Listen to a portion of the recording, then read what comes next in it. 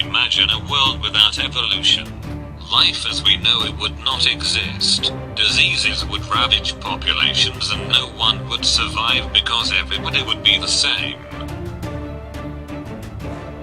DNA is the universal genetic code. When it replicates, very few errors occur due to the DNA's efficient proofreading system. But sometimes, errors do slip through the cracks and thus mutations are made, the driving force behind natural selection. These random mutations provide a foundation for natural selection to occur.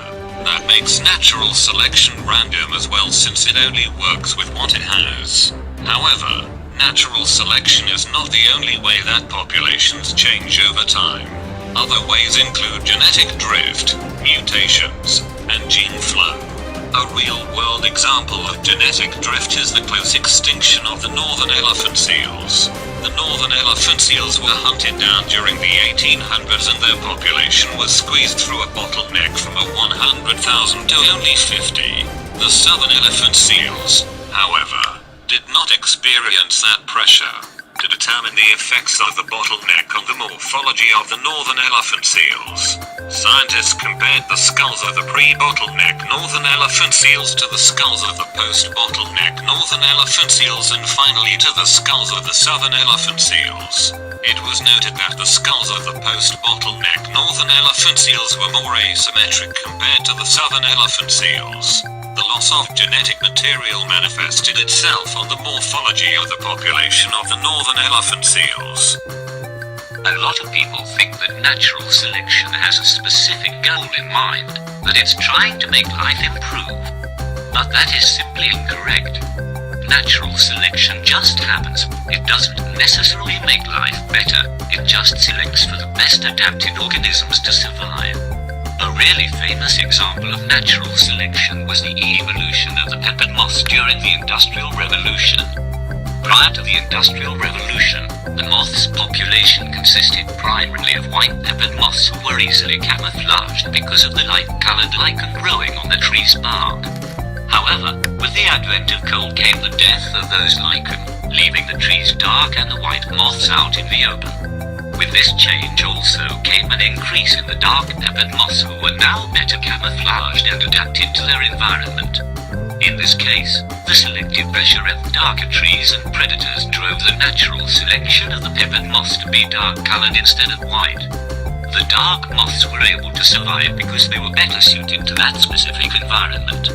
Over time, the changes in the allelic frequencies of the gene pool of the moths led to the evolution of the moths from white-colored to dark-colored. Life itself had not gotten better for the moths, but rather natural selection had selected for the best-fitted moths to survive. Now, some people also believe that evolution cannot be tested because it requires a long amount of time to occur, but this is also wrong. Many real cases of evolution have been observed in both lab setting as well as in the wild, such as the cases of bacteria mutating and displaying multi-drug resistance, like tuberculosis. Back in the 1900s, when antibiotics were first discovered, it was easy to cure tuberculosis by simply using the antibiotic streptomycin. However, as more and more pressure was put on the bacteria in the form of too many antibiotics, the non-resistant bacteria were wiped out, leaving room for the resistant bacteria to reproduce, until eventually, the entire population of bacteria displayed resistance to the miracle drugs. Evolution has also been observed through anatomical comparisons between different species.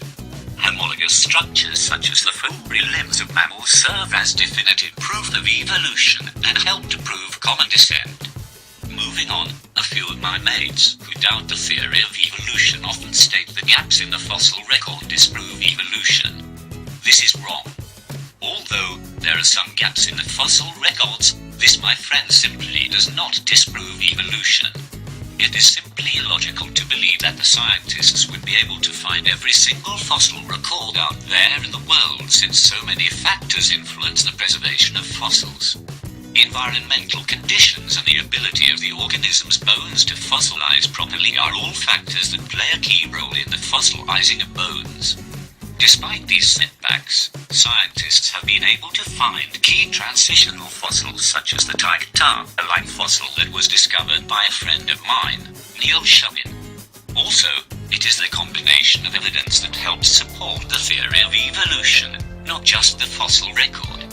Another misconception people often have about the theory of evolution is that natural selection involves organisms trying to adapt. Natural selection in no way leads to organisms trying to adapt. It simply leads to adaptation. The organisms don't get to pick or choose whether or not they want to adapt.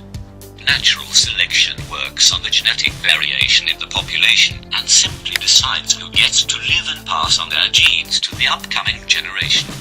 It's like a game of life. The strongest characters get to move on to the next level survival and possibly win the game, which is to pass on traits to offspring.